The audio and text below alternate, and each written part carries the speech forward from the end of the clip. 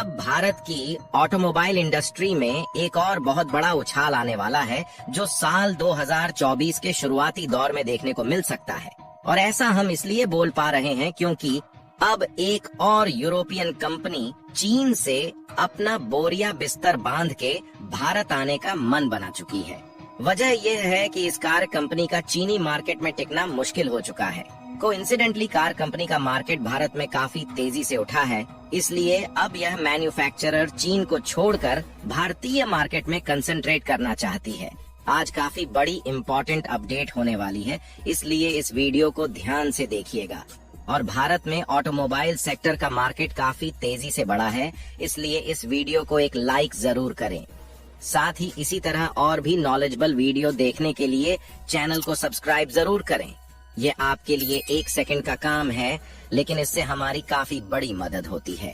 Hindustan times की इस report में इस बात का खुलासा किया गया है कि स्कोडा अब चीन को छोड़ने का मन बना चुकी है और भारत में अपना प्रोडक्शन बेस बढ़ाना चाहती है।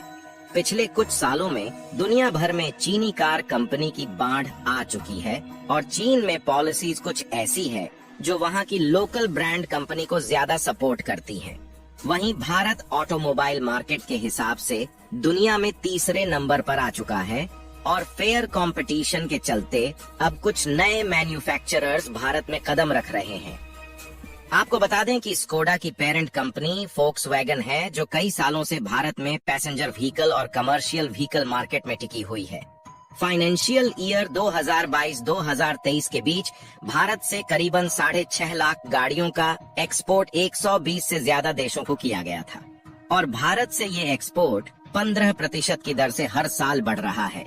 अकेले मारुति सुजुकी ने करीबन 2.5 लाख गाड़ियों को एक्सपोर्ट किया है, जो सच में काफी बड़ा फिगर है। इनफैक्ट सबसे आखिर में भारत से अपनी manufacturer car south east Asian market और अफ्रीका में एक्सपोर्ट करना शुरू कर चुकी है, जहां पर कुछ नए ऑटोमोबाइल मैन्युफैक्चरर्स भारत में इलेक्ट्रिक गाड़ियों के सेगमेंट में कदम रखने जा रहे हैं। वहीं कुछ पुरानी कार कंपनी वापस भारत आना चाहती है। हाल ही में एक वीडियो में हमने आपको बताया था कि फोर्ड ने अपनी बची हुई एक प्रोडक्शन यूनिट को बेचने से मना कर दिया है और अब इसके काफी ज्यादा चांसेस है कि फोर्ड भारत में फिर से गाड़ियों का प्रोडक्शन शुरू करने वाली है। कमाल की बात यह है कि कुछ नए भारतीय कार मैन्युफैक्चरर्स भी ऑटोमोबाइल इंडस्ट्री में जल्द ही कदम रख सकते हैं। विनफास्ट जैसी वियतनामी कंपनी के अलावा ओला और JSW भी इस लिस्ट में शामिल होने का मन बना चुके हैं। ऑटोमोबाइल मार्केट के हिसाब से चीन अभी भी दुनिया का काफी बड़ा मार्केट है और अभी भी दुनिया की ज्यादातर ब्रांड्स चीन में एक्सिस्ट करती है। इतना बड़ा प्रोडक्शन बेस होने की वजह से स्पेयर पार्ट्स की पूरी सप्लाई चेन चीन में खड़ी हो चुकी है। वहीं भारतीय ऑटोमोबाइल इंडस्ट्री अभी भी चीनी फैक्ट्रीज पर डिपेंडेंट है और अभी भी बहुत से स्पेयर पार्ट्स चीनी फैक्ट्री से ही इंपोर्ट करने पड़ते हैं। हाल ही में ऑटोमोबाइल सेक्टर में PLI निकाली गई थी, लेकिन इसका कोई बड़ा असर देखने को नहीं मिला। इनफैक्ट एक रिपोर्ट के मुताबिक पिछले 1 साल में चीन से करीबन $20 बिलियन के कंपोनेंट भारत में इंपोर्ट किए गए हैं।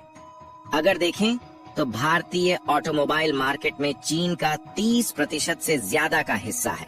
स्कोडा जैसी कार मैन्युफैक्चरर कंपनी भारत आ रही है, लेकिन इसके साथ ये भी इम्पोर्टेंट है कि स्पेयर पार्ट की टेक्नोलॉजी भी साथ लेकर आए, जिससे भारत में ऑटोमोबाइल का एक बड़ा इकोसिस्टम खड़ा हो सके। इसके अलावा फाइनली अब रशिया ने ऑफिशियली भारतीय कार मैन्युफैक्चरर्स को रूस में आकर फैक्ट्री सेटअप करने का आग्रह कर दिया है और रूस के ऑफिशियल बयान से साफ तौर पर जाहिर है कि रूस खुद इस बात को चाहता है कि चीनी कार कंपनी के अलावा भारतीय गाड़ियां भी रूस के ऑटोमोबाइल इंडस्ट्री को उठाने में मदद करें।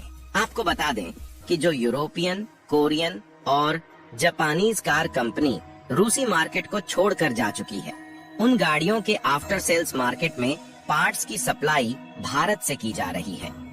फोक्सवैगन, निसान, स्कोडा और ऐसी कई पैसेंजर गाड़ियां भारत में बनती हैं और इन्हीं गाड़ियों के स्पेयर पार्ट्स की जरूरत अब रूस में भी है। लेकिन भारतीय कार मैन्युफैक्चरर्स को रूस में इनवाइट करने का रीजन केवल यही नहीं है।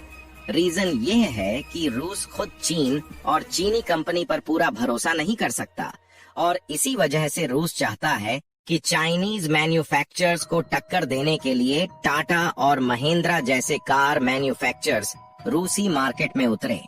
रसिया के रॉस कांग्रेस फाउंडेशन के डायरेक्टर एलेक्सी वेलकॉफ ने प्रेस को दिए इंटरव्यू में भारतीय कंपनी को इनवाइट करते हुए यह कहा कि यूरोपीय और अमेरिकी कार कंपनी के छोड़े गए मार्केट को केवल भारतीय कार कंपनीज ही भर सकती है, क्योंकि भारत अब केवल ऑटोमोबाइल असेंबलर नहीं रहा बल्कि भारत पूरे ऑटोमोटिव इंडस्ट्री के इकोसिस्टम का हब बन चुका है। आपको बता दें कि एक टाइम पर यानी कि 2010 तक भारत से हर साल रूस को 93 करोड़ रुपए के ऑटोमोबाइल और स्पेयर पार्ट्स एक्सपोर्ट किए जाते थे, लेकिन अब यानी कि 2023 में यह घटकर केवल 13 करोड़ रुपए के आसपास ही रह गया है। अमेरिका और यूरोपियन कार कंपनी के रूस छोड़ते ही चाइनीज कंपनी से पूरा रूसी मार्केट को कब्जा कर लिया और आज की डेट में ऑलमोस्ट 80% से ज्यादा बिकने वाली गाड़ियों में चीनी कार कंपनी का शेयर है और रूस इसे खतरे की घंटी मान रहा है।